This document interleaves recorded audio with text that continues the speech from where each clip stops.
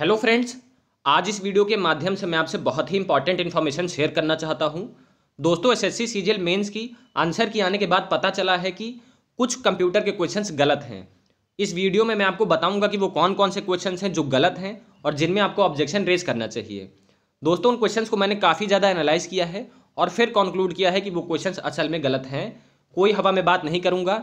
इसी वीडियो में मैं आपको उनका एक्सप्लेनेशन भी दूंगा। आप अपने आप से भी चेक कर सकते हैं, क्योंकि दोस्तों एक एक सवाल आप लोग के लिए बहुत ज़्यादा इंपॉर्टेंट है। एक क्वेश्चन का मतलब है कि 4 मार्क्स का डिफरेंस। कुछ बच्चे ऐसे होंगे जो 1, 2, 3, 4 नंबर से फेल हो रहे होंगे, वो पास हो सकते हैं। और कुछ बच्चे तो ऐसे होंगे जो पास भी हो गए होंगे, लेकिन उनको कुछ अच्छे मार्क्स चाहिए कंप्यूटर में ताकि उनको 4600 या 4800 ग्रेड पे की जॉब मिल जाए।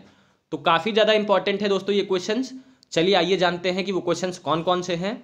पहले हम 2 मार्क्स की शिफ्ट की बात करेंगे। तो क्वेश्चन आपकी स्क्रीन पे है, which of the following is correct option. दोस्तों आपको करेक्ट ऑप्शन चूज करना है। MS Excel 365 में if a value in a cell of column A row 10 is to be referred in a function और a formula. तो दोस्तों यहां पर मेंशन किया है कि फंक्शन या फॉर्मूला बार में कॉलम और रो को कैसे रिफर किया जाएगा। तो दोस्तों मैंने आपको बताया था कि सेल एड्रेस में कैसे रिफर किया जाता है। कॉलम का अल्फाबेट होता है और रो का नंबर होता है, तो यानी A10 से रिफर करना चाहिए। तो दोस्तों चाहे वो एड्रेस बार हो, चाहे फंक्शन बार हो, फॉर्मूला बार हो, उसमें हम सेल को ऐसे ही डिनोट करते हैं। हम कोलन कब लगाते हैं? कोलन तब लगाते हैं जब हमको 2 चीज़ों में फॉर्मूला लगाना होता है या 2 सेल में लगाना होता है।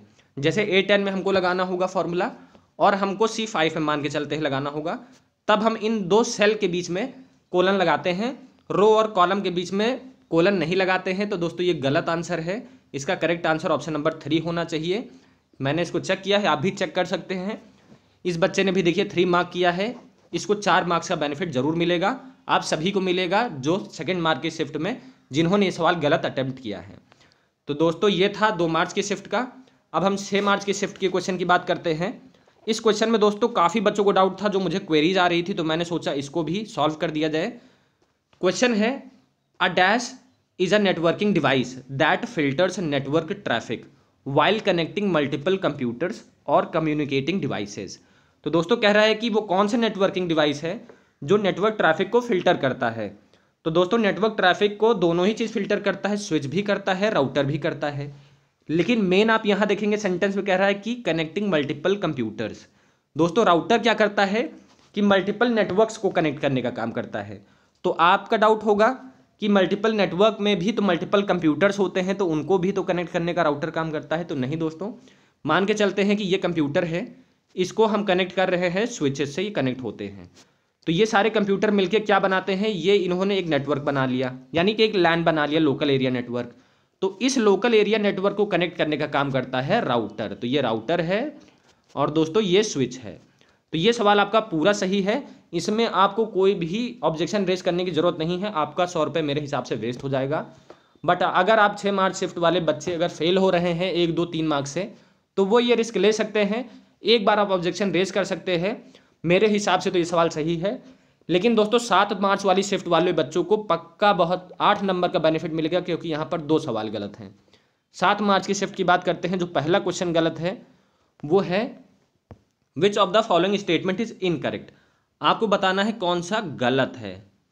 तो दोस्तों, a magnetic tape consist of vertical columns called frame, तो ये भी सही है, गलत तो है नहीं।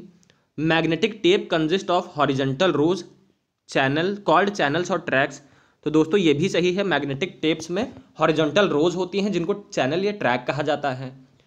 अगला थर्ड है, magnetic tape drivers are not suitable for storage of data that is needed to be accessed randomly.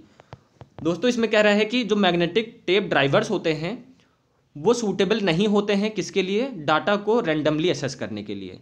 तो दोस्तों इसमें क्या होता है, मैग्नेटिक टेप में सीक्वेंशली डाटा को असेस किया जाता है। तो ये बात सही है कि ये रैंडमली असेस नहीं करता है, तो ये स्टेटमेंट सही होना चाहिए।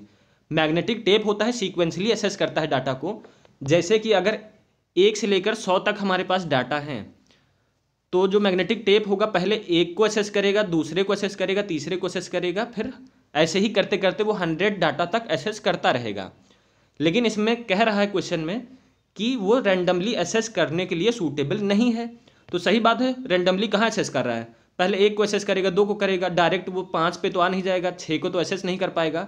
तो ये स्टेटमेंट आपका बिल्कुल सही है, इन्होंने रॉन्ग दे रखा है, इनकरेक्ट पूछा है, इसको इनकरेक्ट बता दिया है। तो दोस्तों इसमें जिसने अटेम्प्ट किया होगा उसको 3 मार्क्स का बेनिफिट जरूर मिलेगा। अगर आपने गलत किया है तो आपको 4 मार्क्स जरूर बढ़ेंगे। आप लोग इस पर ऑब्जेक्शन जरूर रेस करिएगा। आप लोग कहेंगे तो मैं आप लोग की तरफ से ऑब्जेक्शन रेस कर दूंगा। आप लोग कमेंट सेक्शन में जरूर बताइएगा। आप अपने आप से भी चीज़ों को क्रॉस चेक जरूर कर लेना। अगला दोस्तों जो क्वेश्चन वो रॉन्ग है वो ये है कि विच of the following statements is incorrect for input devices. कौन सा स्टेटमेंट इनपुट डिवाइसेस के लिए इनकरेक्ट है, यानी कि गलत है। पहला, input devices are also called as peripheral device. Input devices accepts user data, तो ये बात सही है। इनपुट डिवाइस क्या करता है, हमारा डाटा लेता है, कंप्यूटर को देता है। इनपुट डिवाइसेस हेल्प्स कंप्यूटर इन रिसीविंग डाटा, सही बात, हमसे डाटा लेता है और कंप्यूटर को दे देता है, तो कंप्यूटर को रिसीव करने में मदद करता है। ऑप्टिकल मार्क रीडर भी इनपुट डिवाइस है, क्योंकि ये जो मार्क होते हैं उनको रीड करने का काम करता है, कंप्यूटर को डाटा देता है, तो ये भी सही है। अब पहले स्टेटमेंट की हम बात करेंगे, input devices are called as peripheral device. तो दोस्तों इनपुट डिवाइस पेरिफेरल डिवाइस होते हैं। पेरिफेरल डिवाइस वो कौन कौन से डिवाइस होते हैं? पेरिफेरल डिवाइसेज वो सारे डिवाइस होते हैं जो एक कंप्यूटर से कनेक्ट होते हैं। तो कंप्यूटर से क्या क्या कनेक्ट होता है? कीबोर्ड भी कनेक्ट होता है, यहाँ पर आप देखेंगे माउस भी कनेक्ट होता है, स्पीकर भी कनेक्ट होता है, प्रिंटर भी कनेक्ट होता है। तो प्रिंटर क्या है? इनपुट यूनिट है। कीबोर्ड क्या है? इनपुट यूनिट है। माउस भी इनपुट यूनिट है। तो पेरिफेरल डिवाइस वो सारे डिवाइसेज हैं जो इनपुट देने के लिए या आउटपुट लेने के लिए यूज़ किए जाते हैं। तो इनपुट डिवाइस पेरिफेरल डिवाइस है, तो ये एकदम करेक्ट ऑप्शन है। तो दोस्तों ये भी सवाल आपका गलत है। जिन्होंने इसको अगर गलत कर दिया होगा या पहले ऑप्शन को छोड़ के कोई और भी मार्क किया होगा ऑप्शन को, तो उनको इस सवाल में बहुत फ़ायदा मिलेगा। तो ये क्वेश्चन गलत है, ऑब्जेक्शन रेज करिएगा जरूर जिनका ये सवाल गलत है। अगला क्वेश्चन देखते हैं दोस्तों, जिस पे डाउट था। ये सेम वही क्वेश्चन है जो 6 मार्च को पूछा गया था कि dash is a networking device that filters network traffic while collecting multiple computers और कम्युनिकेटिंग डिवाइसेस। तो स्विच इसका सही आंसर है। तो दोस्तों इसमें कंफ्यूजन वाली कोई बात नहीं है। 3 सवाल टोटल गलत है, 2 7 मार्च की शिफ्ट के, 1 2 मार्च की शिफ्ट का। आप लोग को क्वेश्चन मैंने दिखा दिया है, आप लोग याद कर लीजिएगा, देख लीजिए इन क्वेश्चंस को। ऑब्जेक्शन रेज करना है, मैं आपको बता भी दूंगा कि ऑब्जेक्शन कैसे रेज करना है, और मैं आप लोग के लिए ऑब्जेक्शन रेज कर दूंगा अगर कमेंट सेक्शन में आप लोग बताएंगे। तो दोस्तों ये सवाल थे जो गलत हैं, जो कि मैंने काफ़ी एनालाइज करके आप तक पहुंचाया है। वीडियो आपको अच्छी लगे तो कमेंट सेक्शन में ज़रूर बताइएगा और चैनल को सब्सक्राइब जरूर कर लीजिएगा ऐसी अपडेट्स के लिए। तो थैंक यू दोस्तों, मिलते हैं हम अपनी नेक्स्ट वीडियो में।